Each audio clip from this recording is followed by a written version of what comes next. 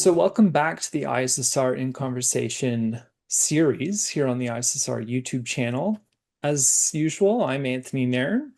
I'm the Assistant Director of ISSR, and I'm here today with Fraser Watts, who is a colleague, a friend, a boss of sorts, who is Executive Secretary of the International Society for Science and Religion. And I'm excited to have him here because he's long run the operations in the background of the society. And he's probably been in videos that you've seen, but the conversation hasn't ever really been about him. So I wanted to correct that. So, Fraser, welcome. It's good to have you here. It's a pleasure. So, I'd like to start the way I always do with just a brief bio rundown, if you will. I know that you started at Oxford. You so kindly organized a stay for me once at your at the college that you were at. But tell us a bit about your background and getting to the point post PhD. So I was born in the West Midlands in Coventry, just outside Birmingham. Went to school initially in Coventry, then to school in Warwick, minor public school, as we call them in Britain. I went over there on the bus each day. I think I wasn't an easy pupil to teach. And I think in my first 10 years, I think I was struggling in various ways, emotionally and in other ways, and I think that showed in my academic performance. Then, as I got into my secondary school years, I think I got a bit opinionated and eccentric, and was difficult to handle for other reasons. I think the school handled me very well. I congratulate them on that looking back. I think I wasn't easy, but I think they did a good job with me. Well, that's good. So, okay, so you went there and then some time passes and you end up at Oxford for your undergraduate degree. And what was that in? That was in psychology and philosophy. It was a degree with three subjects, but you only did two. The other one was physiology. Most people did psychology with either philosophy or physiology. I really went up to Oxford wanting to do philosophy, and rather curiously, Oxford didn't then, this may still be the case, didn't offer a pure degree in philosophy. You had to do philosophy with something else, and you could do philosophy with all sorts of things, an increasing number of things, but I chose to do it with psychology. And so your intention was to just do philosophy. So what led you into the psychology stream? Well, I was interested in the human mind. I think philosophy and psychology are both interested in the human mind from different points of view. And I wasn't thinking very clearly in vocational terms, but I already had an idea that I might offer myself to be a priest in the Church of England, and philosophy seemed not a bad preparation for that if that was where I was going. Okay. And you did do an MSc, correct? A Yes, I master's. did. So after my first degree in Oxford, I went to London and I trained in clinical psychology. I mean, at the end of my degree, I thought I was still considering ordination, but decided to postpone it and to do something with my degree. There's not so much you can do with philosophy, but there are more jobs in psychology. So, just for that practical reason, I went into some kind of applied psychology. I went to University of London and trained in clinical psychology. It was a very brief training in those days. The psychologists didn't have all that many skills, so it didn't take very long to pick up what there was. So I did. uh, a 13-month training in clinical psychology in the University of London. The University of London ch has changed since then, or was it part of the conglomerate of different universities at that point? So I was in, I mean, the University of London is vast. It contains all sorts of things. There's been a policy in recent years to bring it together under five or six conglomerates. But when I was there, they hadn't got very far with that. And I was training at um, what was really a medical school of a psychiatric hospital called the Institute of Psychiatry. Okay, interesting.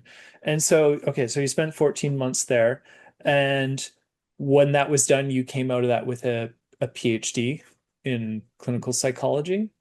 No, I came out of the training course with an MSc, and I went on to do a PhD in the same place, and I started that full time. I was in a fast-growing subject in an era in which universities generally were growing quickly, and I migrated across to being a part-time lecturer about 18 months into my PhD and a full-time lecturer another 6 months after that, and then finished off my PhD in my spare time as best I could.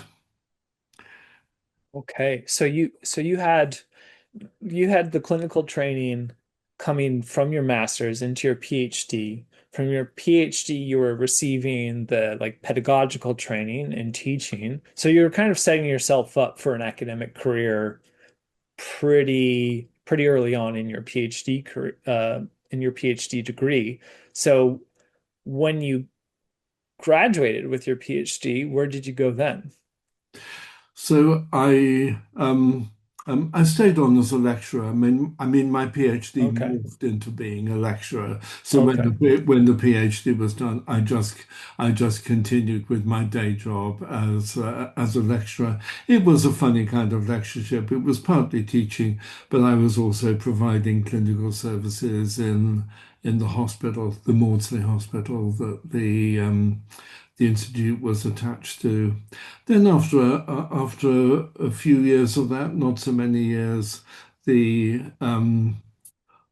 General Hospital over the road advertised for a head of their clinical psychology department, and I thought that might be fun. There was quite a lot of interest at the time in applying clinical psychology to general medicine, not just to mental health problems. And I thought it would give me an interesting opportunity to develop some of that. Okay. So what year is this? Just so we have time Yes. reference. So, I mean, my undergraduate degree is 65 to 68. 68 to 75, I'm at the Institute of Psychiatry doing MSc, then a bit of the PhD, becoming a lecturer and finishing off the PhD when I'm doing that. Then 1981, I move over the road to King's College Hospital. Okay. Okay. And at what point did you become the first Starbridge lecturer at Cambridge? That was in 94. In between my London clinical psychology jobs and becoming the Starbridge lecturer, I spent about 13 years working for the Medical Research Council in Cambridge, um, doing research on the kind of scientific basis of cognitive therapy. It was already clear that cognitive therapy worked quite well, but we didn't have a very good understanding of why. And I went to work in a prestigious cognitive psychology unit, and the job was to build a team around me and to make some headway in understanding what were the cognitive changes that were going on in cognitive therapy. Okay. So there's there's something there's something in this period, I'm assuming, that went from what you just described in your clinical psychology and your interests in the human mind as a method of intervention on illness, etc. And what you mentioned earlier of your kind of vague but slightly directed notion of becoming an Anglican priest. So at what do you remember a point in which for you what we term just generally science and religion for just for the sake of ease, those two kind of came into contact? Yes, I think they came into contact partly through a group, a Cambridge-based group known as the Epiphany Philosophers, though I'd had some contact with them even before I moved to Cambridge through an academic friend. Um, they have an unusual approach to science and religion. It was still is a kind of rather alternative science that is not constrained by scientific assumptions and what you might call radical science and a particular kind of religion, contemplative, serious sort of spiritual practice kind of religion, and pretty rigorous professional philosophy, bringing those three things together. And just for those who don't know, could you give like a 1 minute synopsis of what the Epiphany Philosophers is, when they began? They're still going, I believe. But when they began, how often they meet? Just a little, just a brief, very brief little rundown. Yes, well, I think I've already conveyed the main emphases, really radical science, rigorous philosophy, and contemplative religion. That gave rise to a particular kind of interface between science and religion, and I didn't push that particularly hard when I was teaching science and religion at Cambridge, but I think it's was always congenial to me, always there in my sort of private approach to science and religion. Right, okay. And but when did the Epiphany Philosophers begin? Sorry. Oh, they began ages ago. Their opening conference was in 1951 when I was only five. Okay, okay. So it's been around a while at this point. And Okay. they started a journal in 1966, which was a point where they became a bit more public, and the journal ran for I think just under 20 years. Yeah, and I Okay. published in that a bit. Okay. Okay, so this is kind of the this is the first contact point with the science and religion field, if I may. And how long between this contact point and then you beginning at Cambridge as Starbridge lecturer? Um, well,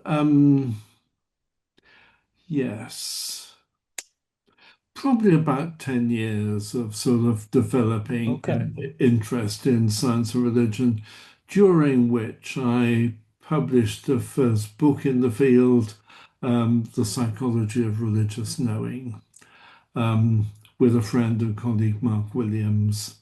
And I think having published that was one of the reasons why Cambridge University took the risk of appointing me as a Starbridge lecturer. So okay, so this is now 1994. They've taken this risk. Yes. Um, can you can you tell us a little bit about the shape, if I can use that, of science and religion before this? Because having come into this field in the 20, 21st century, my view of it then, like looking at someone like Ian Barbour at Carleton College, it seems very much that it was rooted in cosmology and physics. I believe our the first ISSR president, um, Polkinghorne, he was a cosmologist or a physicist or Yes. um, Yes. Physicist. so Yeah. so if you have kind of this precedent of science and religion being engaged from these kind of these noble sciences, the old and very powerful establishment sciences, and they take a risk they take a risk, as you said, on you as a clinical psychologist coming at it from a very different angle. What was your view of the field then going into this? Well, I mean, for quite a while, I didn't really know much about the field, let me be Okay, honest. So, I okay, mean, that's fair. I was interested in the interface of really cognitive psychology and religion, particularly contemplative religion in an epiphany philosopher kind of way. And I really didn't know much about the field of science and religion at all. I saw an advertisement for this lectureship.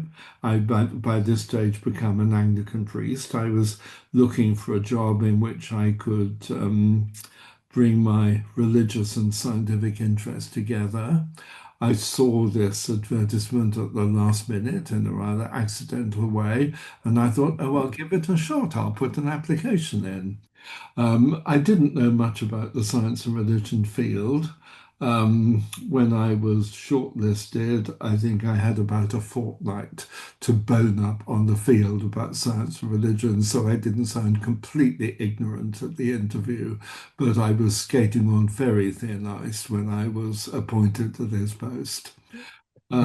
And why they appointed me, I mean, um, um, John Polkinghorne was on the appointment committee. He's been an influential figure in my life.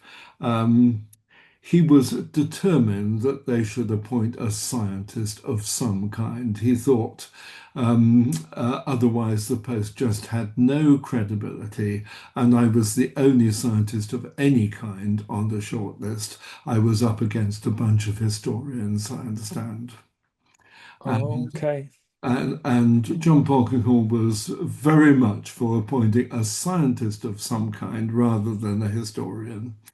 And I mean, my science was a long way from his, but I don't think he minded that at all. I think he rather thought he'd done pretty much everything you could usefully do on the interface of physics and theology at that point. He didn't think there was much left for anyone else to do that he hadn't already done. So I think he was quite interested in appointing someone in a completely different area of science where there hadn't been so much work. And another another member of the appointment panel, Nicholas Lash, theologian, was also quite interested in mind sciences and was, I think, quite well disposed to appointing a psychologist. The third influential person was a philosopher, Mary Hesse, who I knew slightly, and I think from her point of view, having half of my first degree in philosophy was an insurance against the worst kind of philosophical stupidities. Interesting. So it sounds like Polkinghorne was thinking about this posting strategically in that, I mean, maybe he didn't think that physics, cosmology, and religion had reached its end point, but he felt that maybe he had said all that he wanted to say, but he saw that there was room for the science of science and religion to expand into new areas. So it was a very strategic appointment then, it sounds like. Yeah, Um, yes, yes, it was. And there was his absolute determination to appoint a scientist. Interesting. Okay. So you were in that for about 19 years, I guess, right? Yes, little bit less. I think it was about another 13 years again. Yeah. Okay. No, no, So, no, sorry. No, you're right. It was 19 years, 19 knocking on 20. yeah, okay. So over that period of time, I mean, if there's anything that you would like to get into during your time there, you're more than welcome to. But during that period, what did you notice happen in the field of science and religion? Because during this time, our society was formed, ISSR was formed. in the wake of the 9/11 incident in New York. So I imagine that there was so much happening, but what stands out for you in our field during that time? Hmm. I don't think I was sort of watching the field all that closely in this period. I was horrendously busy. It was a furiously busy 20 years, hardly time to sort of sleep and breathe. I mean, it was all great fun, but I was very busy. Amongst other things, John Polkinghorne dragged me into being the first secretary of ISSR, which was not something I particularly wanted to do, but he pressed me quite hard, and I didn't feel I could say no. So that was, but I don't think I was really paying all that much attention to ISSR. Um, I was in the strange position of appointed to lecture on science and religion where I knew very little about the field, really. I'd had my fortnight before the interview of frantic up on it, but then I was appointed to a lectureship and immediately I had to start lecturing on science and religion. And in my first term as a lecturer, I was giving 2 lectures a week. And I mean, so 2 or 3 days to prepare each lecture. And I had to sort of do the basic reading and gather my thoughts and put it together into some kind of a lecture twice a week. It was a very pressured introduction to lecturing about science and religion. Okay. So you were extremely busy. Not you were part of the field, but you weren't at the level of you weren't at the level in which you could see how the field was shaping at that time, which is completely fair. I mean, I imagine that the job was quite demanding. So, um, I was also running an Anglican church in my spare time. of course, yes. So it's like two full-time jobs. Yeah. Um, And so and so and at Cambridge, I mean, the university basically employs you full time as a lecturer, and then most lecturers get into a spare time job as a college fellow, sort of looking after the students in their particular college who were doing their subject. So I had a full time job and 2 spare time jobs, one as a college fellow, one as a priest in the church. right, and just for everyone listening, that was Queen's College, correct? Yes, yes. Um, where John Polkinghorne was president. I Okay. mean, it was partly an accident that a vacancy came up there at the time when I was looking for one, but it helped that he'd already largely appointed me to the university post, and he hadn't yet decided he'd made a mistake, so he was open to appointing me to his college as well. So forgive my ignorance, but perhaps you can help me understand this and maybe others as well, because we don't have, well, here in Canada we have University of Toronto, which is kind of similar, but not really reaching the same same level of college affiliation. So when you're appointed to a college, what does that grant you versus your appointment at a department at the university? What um what levels of association do different departments have with different colleges, or is it completely just whoever has a post available? So most colleges teach most subjects, so they have a fellow Okay. in most subjects. And one of the nice things about being in a college in Cambridge or Oxford is that you're mixing quite closely with people in other subjects. And I really enjoyed that. Yeah. In most universities, you don't see very much of colleagues in outside your own department. In Oxford and Cambridge, you do. Most days, you're having lunch with someone in a completely different subject. Yeah, that sounds really nice. And it brings you various sort of privileges like a car parking space and a place to have meals and an office.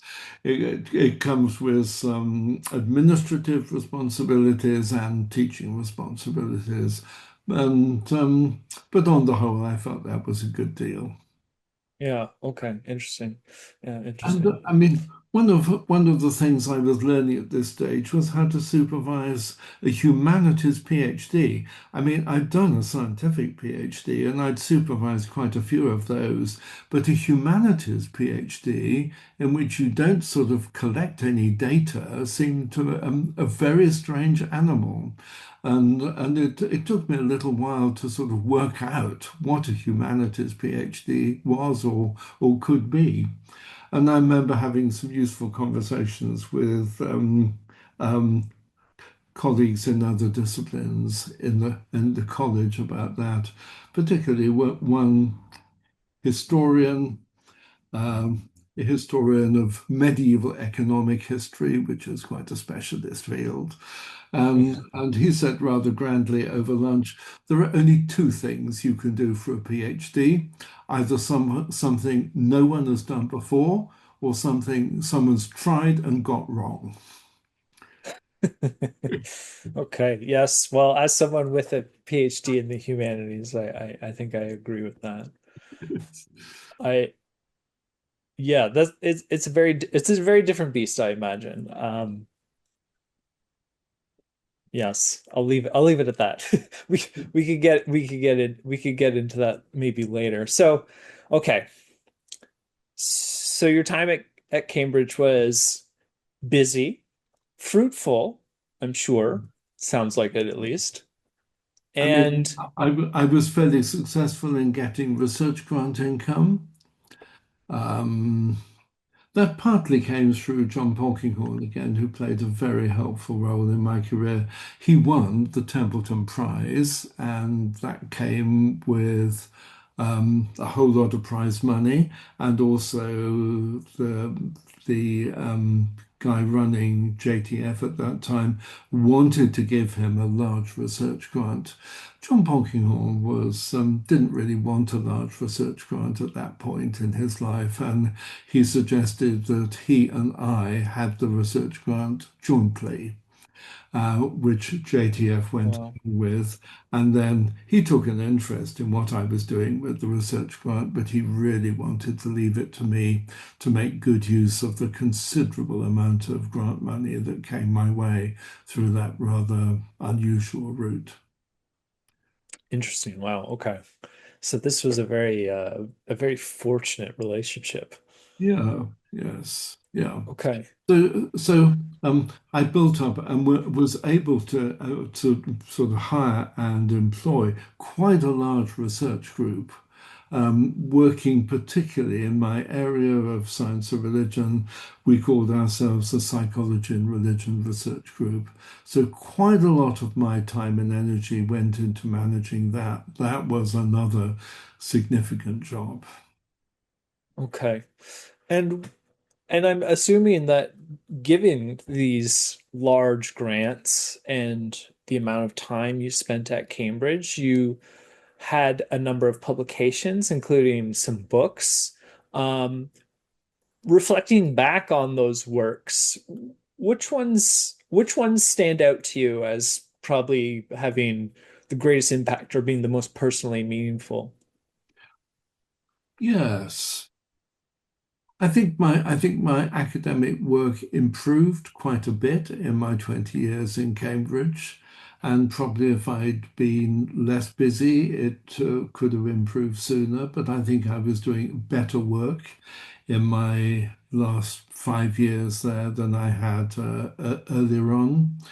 Um, a number of my books were books that I edited and in which I contributed quite a lot of stuff myself. I did that in my Cambridge years more than writing solo books. I think I only wrote one book on my own in my Cambridge years, but there were quite a lot of edited books.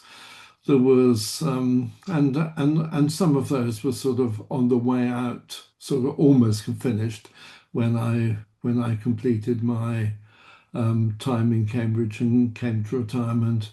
There was a book on spiritual healing towards the end, which I put quite a lot of time and effort into, and another book on head and heart, dual modes of cognition, which has been an enduring theme in quite a lot of my work on science and religion for the last 10, 15 years.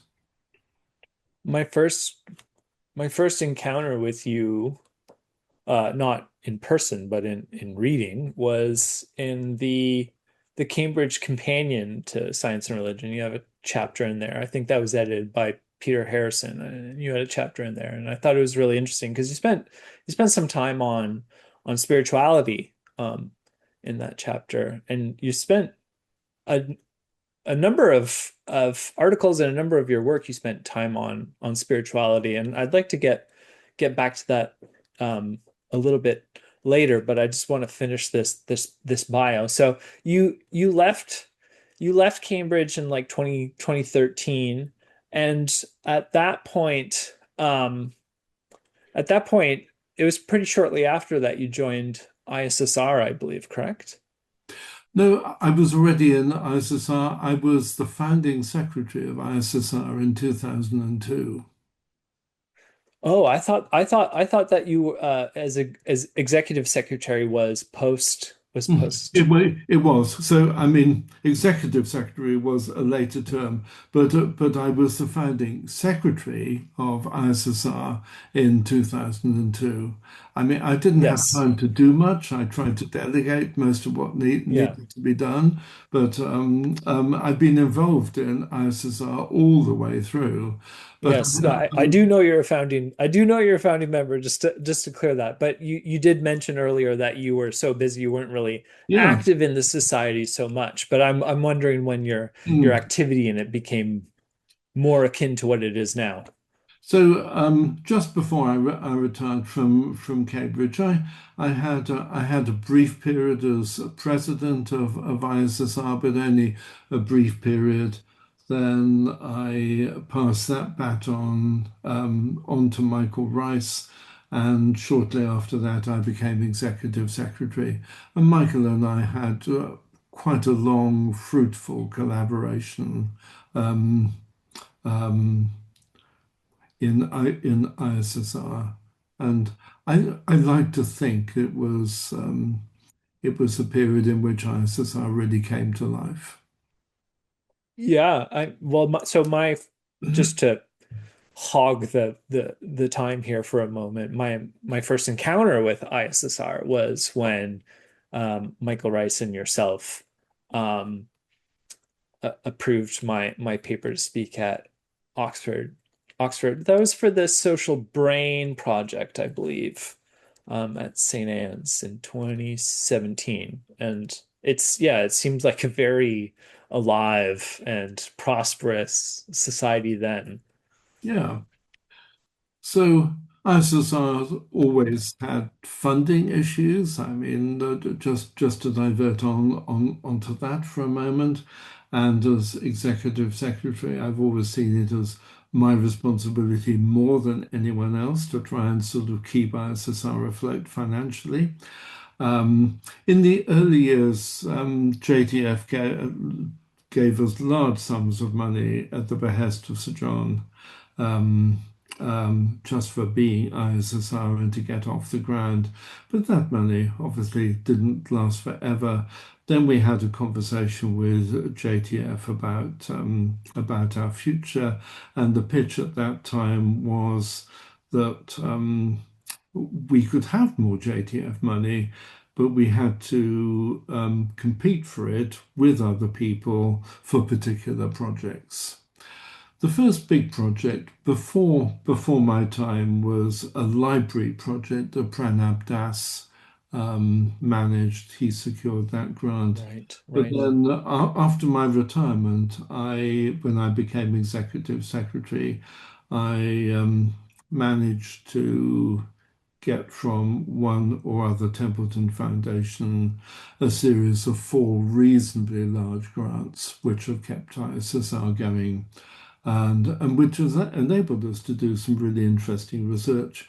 One was on a new, more systemic, holistic biology, then the social brain project that you've mentioned, then a project on spiritual intelligence, bringing together religion and AI, and currently a more empirical research project on the science of spiritual practices. Yeah, it's been a very fruitful research track that you've led ISSR on. Um, yeah, the society certainly owes a great deal to the work that you've done on that front. And it's also really helped. I mean, this is a little bit of like yay us, but it's really helped us, I think, make a an impact on not only the field but also the perception of ISSR. Our fellows have grown immensely over the past few years, which has been really great. So yeah, ISSR is certainly in a great place now. So that I think is a pretty rough sketch of your biography. Is there anything else that you think we missed there? I think we kind No, of I think that's enough. Yeah. yeah, okay, great. So with that said, now I would like you to think about science and religion as a field from the time that you were becoming involved with it as something that you were aware of more and more to the present. And I would like you to reflect on those changes, where you see the most change, where you see the least change, the directions it's taking, and maybe areas that you think are in need of more questions being asked. So it certainly has changed. I think when ISSR was founded, the main emphasis was still on arguing that there was no incompatibility between science and religion. I think we were still sort of dominated by the conflict model. It was even in religious terms even more dominated by Christianity than it is now, and in scientific terms, mainly dominated by physics, cosmology, and evolutionary biology. So it's broadened, I think, in various ways. It's broadened in multi-faith terms. It's broadened in the sciences it engaged with. I think in the early days we didn't consider engaging with environmental science or artificial intelligence or various other disciplines that have become quite important. And we've moved on from the conflict model. And I think there's a generational aspect to that. I think younger people in science and religion have grown more impatient with the conflict model. One of the things that's replaced it is an emphasis on human flourishing. How can science and religion collaborate to promote human flourishing and make the world a better place? Um, and that I think was a feature of the ISSR Ecology Environment Conference, really. How can there be a fruitful collaboration between science and religion in facing the environmental crisis we have? So there was um, other kinds of broadening as well. Um, the the concept of religion, I think I've become increasingly aware, is a bit parochial. I've been quite interested in India over the last year or two and have put quite a bit of time and effort into um, developing ISSR in India. And the concept of religion doesn't really work in India.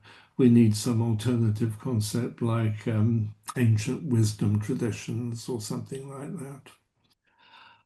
Um, um, the the Epiphany philosophers have continued to interest me and shape my interest. Um, one of the things coming out of that is an interest in a sort of mutual influence between science and religion, not just religion adapting to the scientific facts of life, but religion pitching in and shaping the way science goes. Various people in the field have also been interested in that, and two people I think of particularly are Bob Russell and Sarah Coakley, but I've also been interested in that, and I think there's more scope for that in psychology than there is in some other disciplines. I think religion can have a useful influence on psychology more than it can perhaps on cosmology. And it was you mentioned the chapter I wrote for Peter Harrison's handbook, and it was one of the conversations we had, Peter and I, as I was working on that chapter, that it's a feature of the relationship between psychology and religion that there is more mutual influence than there can be with some other sciences. Mm. So that's quite a long answer, but various ways in which I see the field broadening.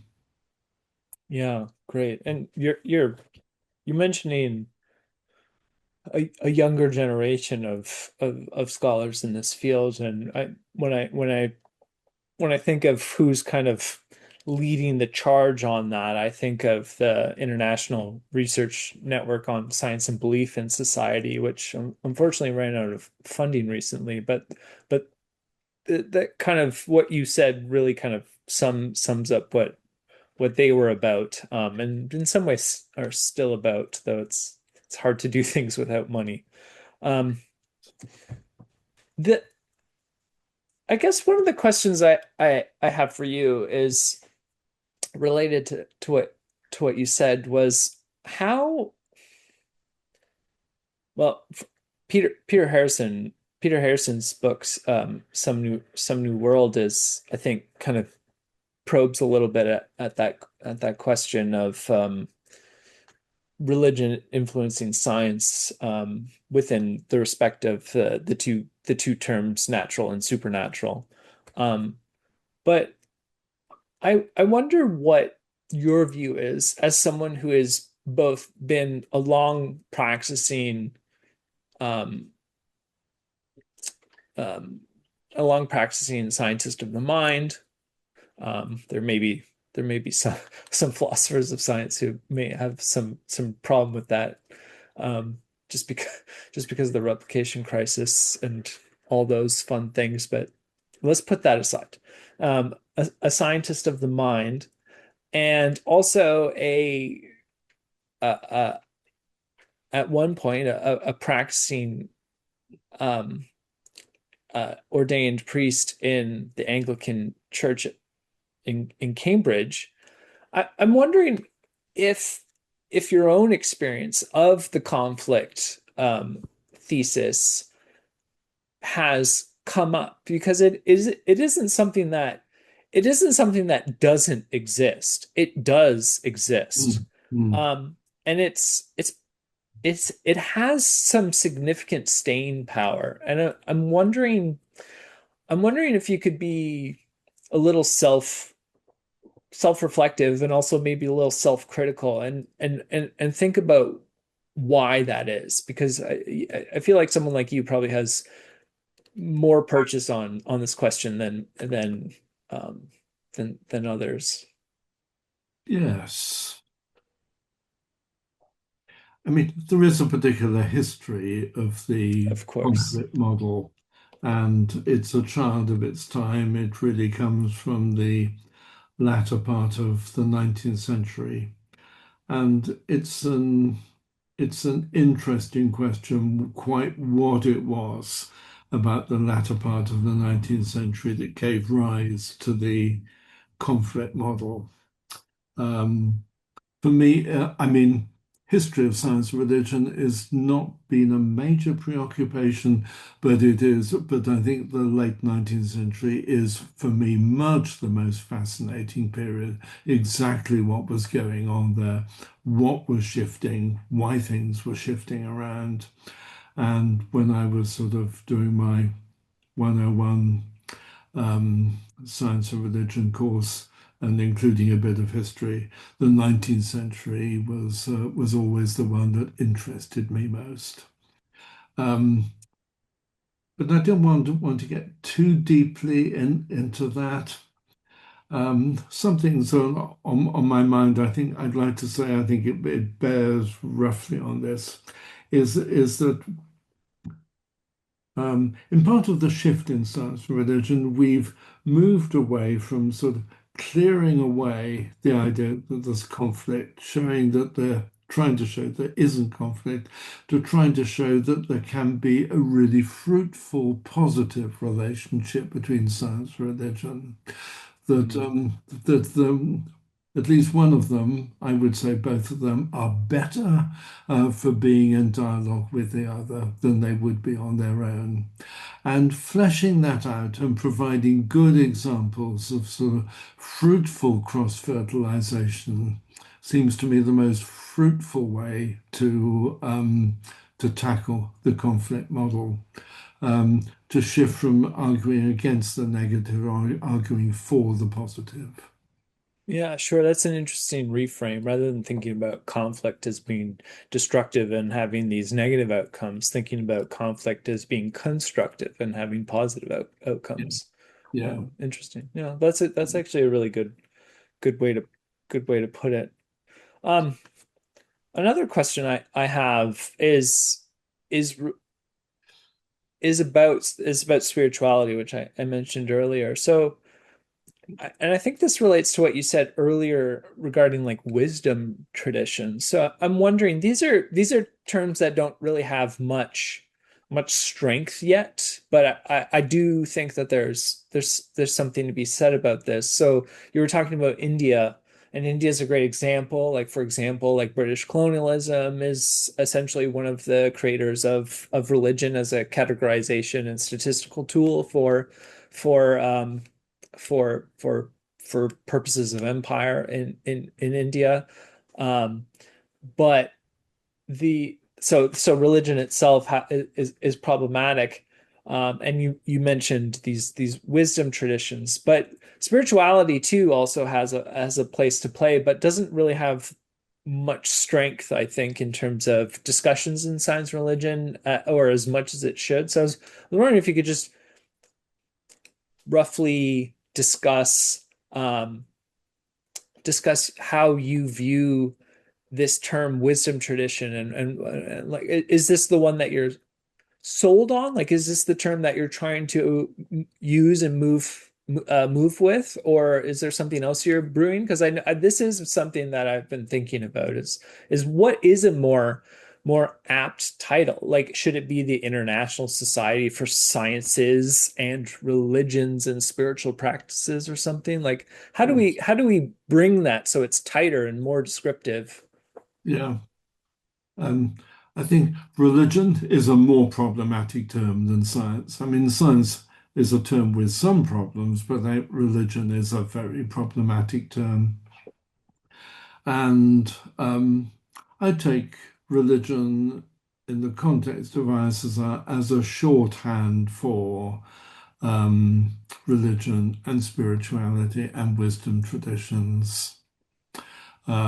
So Mhm. I wouldn't want a narrow interpretation of what we mean by religion.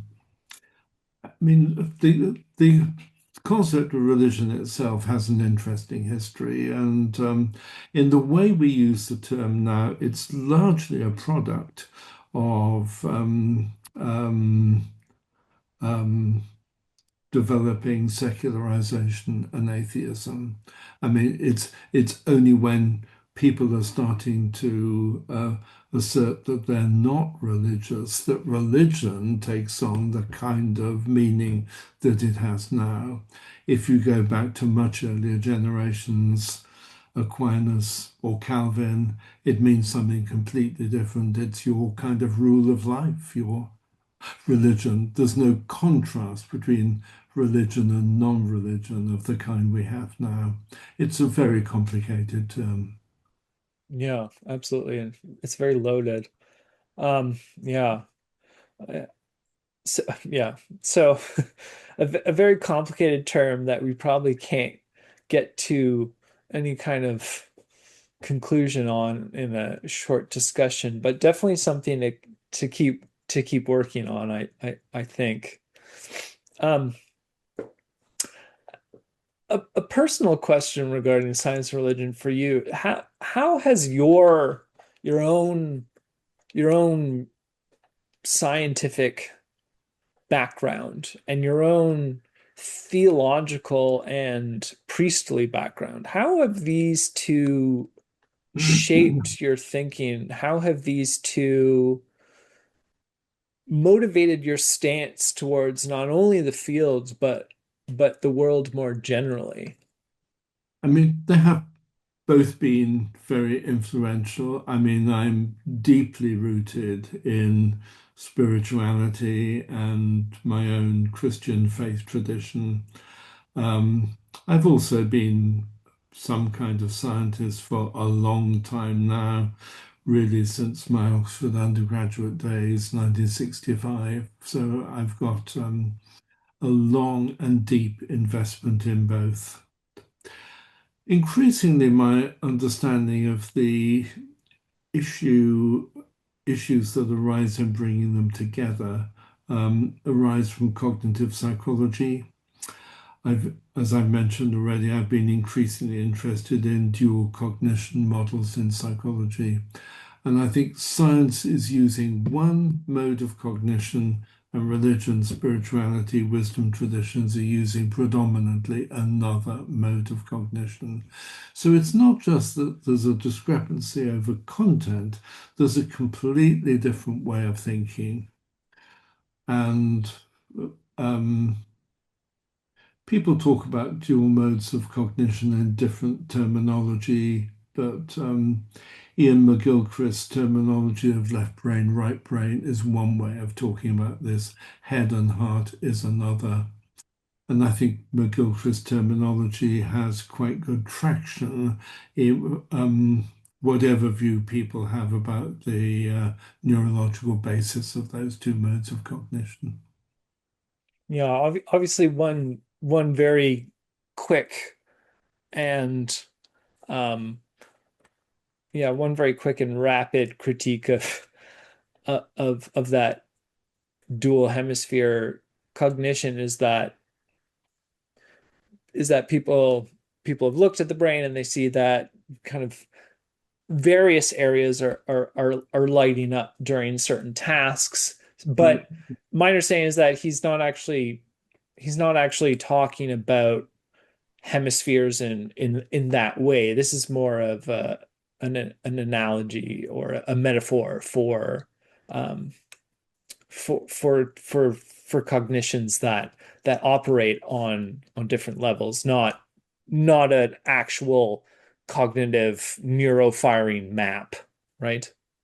Well, I mean, a lot of people do take the terms metaphorically, and that's fine if people want to take them in that way.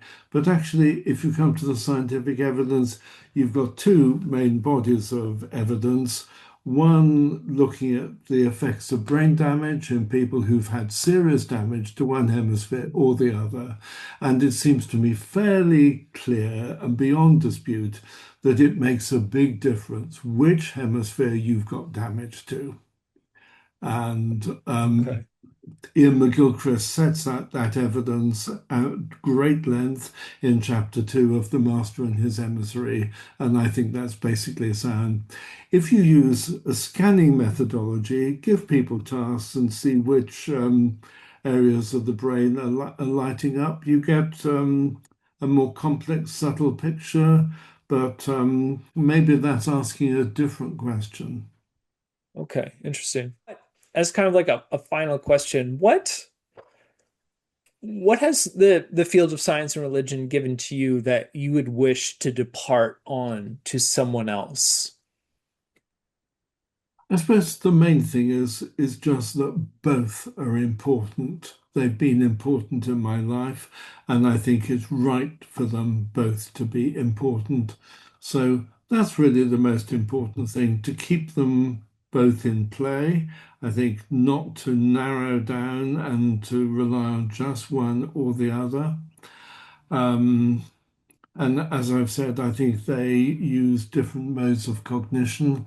And to make the point more generally, I think it's really important in human life to be making use of both modes of cognition, the intuitive embodied mode of cognition and the more rational analytical mode of cognition. And science and religion is one way of bringing those two things together, probably one of the best developed ways of bringing those two modes of cognition together. Anything else that you would like to state? Just one thought left hanging from ways in which science and religion has changed. I think Yes. science and religion's always had mediating disciplines, and I think that's been helpful. And when ISSR was founded, I think it was history and philosophy. And I think the range of mediating disciplines, disciplines that give you a perspective on both science and religion and the relationship between them, has been broadening. And I would certainly now want to put social cultural science in there. And increasingly, as I've been saying, put cognitive science in there as well. Because I think science and religion are using different modes of cognition. And I think cognitive science, cognitive psychology give you a very helpful perspective on that. So I think that's an important way in which the field has been enriched recently. Yeah, okay. And definitely something for future scholars, those in school right now to maybe pursue. Mm, Um, well, Fraser, thank you so much for taking the time to just talk about yourself mm, for yeah. an hour. It was really nice to hear, and it was really interesting to hear how not only the field has changed, but also your entry point into it, which I think is unusual in some ways. I think, I mean, you might have a different thought on this, but my understanding or my view of it is that you kind of set the precedent for psychology as an entry point for science and religion discussions. So you helped out many to come later. Like for example, in the INSBS, the International Research Network on Science and Beliefs in Society, there's a lot of young psychologists now. It's a pretty interesting development, and some of our newer fellows also reflect that. So yeah, it's been really interesting. Thank you so much. It's been a pleasure. Thank you, Anthony.